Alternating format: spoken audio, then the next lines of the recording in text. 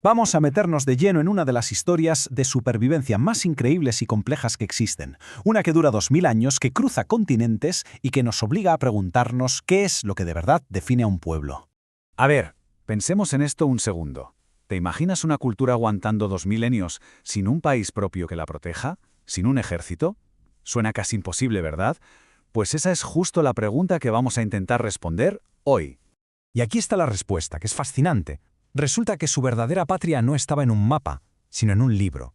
Mientras otros pueblos antiguos desaparecían cuando los conquistaban, el pueblo judío se agarró a algo que fue revolucionario para la época: la alfabetización para todos y una ley escrita, la Torá. Su identidad estaba en las palabras, no en las fronteras. Vale, para entender bien cómo es posible algo así, tenemos que ir al principio de todo. Empezamos con nuestra primera parte. Un pueblo, un libro. El punto de partida es el año 70.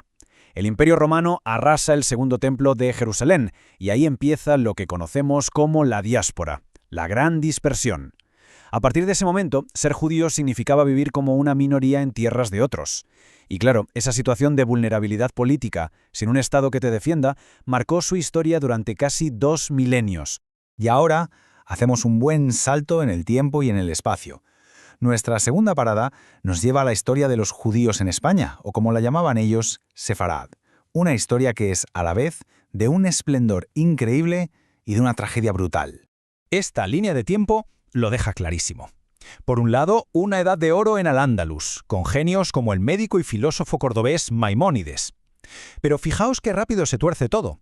En 1391, una ola de violencia terrible arrasa las juderías.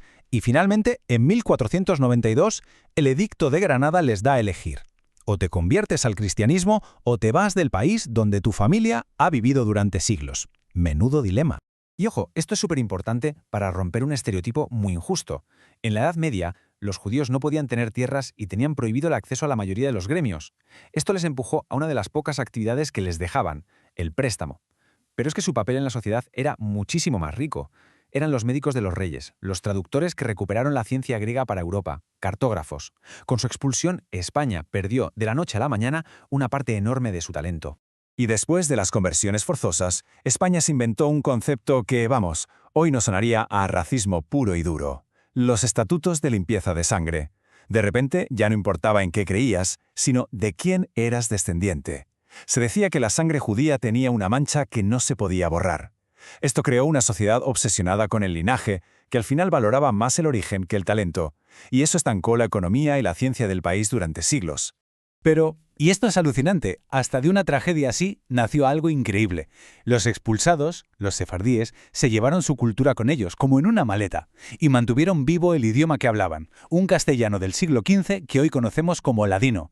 Es literalmente una cápsula del tiempo lingüística, un tesoro que ha sobrevivido más de 500 años lejos de España. Una pasada. Esta historia de persecución nos lleva a la tercera parte, donde vamos a ver cómo este odio evoluciona.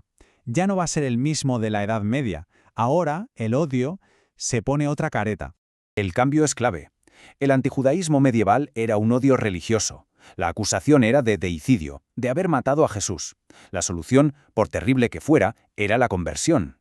Pero en el siglo XIX, con las nuevas ideas sobre la raza, nace el antisemitismo.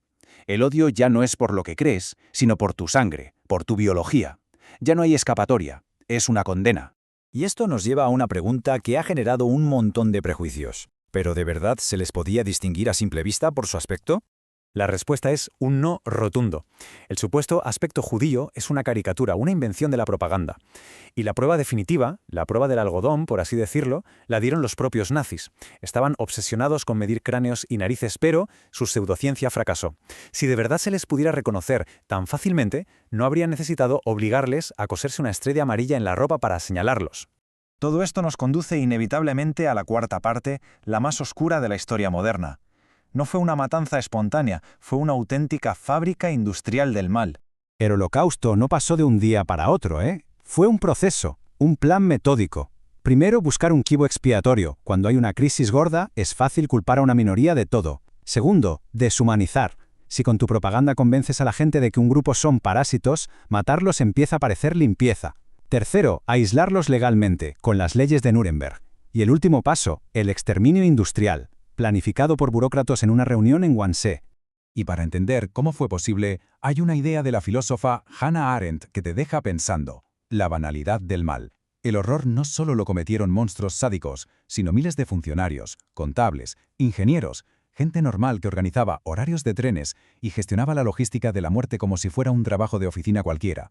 Simplemente cumplían órdenes. Y con esto, el círculo de nuestra historia nos trae de vuelta a España en la quinta y última parte, para ver sus paradojas y el increíble legado sefardí. Y aquí nos topamos con una de las ironías más bestias de la historia. La España de Franco, que en teoría era aliada de Hitler, se convirtió en una vía de escape para miles de judíos. Diplomáticos como Ángel Sanz Briz, conocido como el Ángel de Budapest, usaron el argumento de que eran descendientes de los sefardíes expulsados en 1492 para darles pasaportes españoles y salvarles la vida. El mismo país de la Inquisición convertido en un refugio inesperado. Hay un símbolo súper poético que lo resume todo.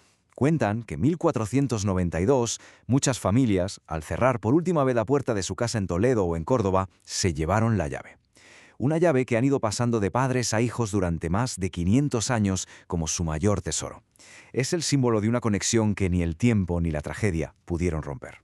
Esa llave es el símbolo de una memoria que se niega a desaparecer y nos deja con una última pregunta para reflexionar. ¿Cuáles son esas llaves que nos da la historia? ¿Qué lecciones tenemos que guardar bien para asegurarnos de que sus peores errores no se repitan nunca más?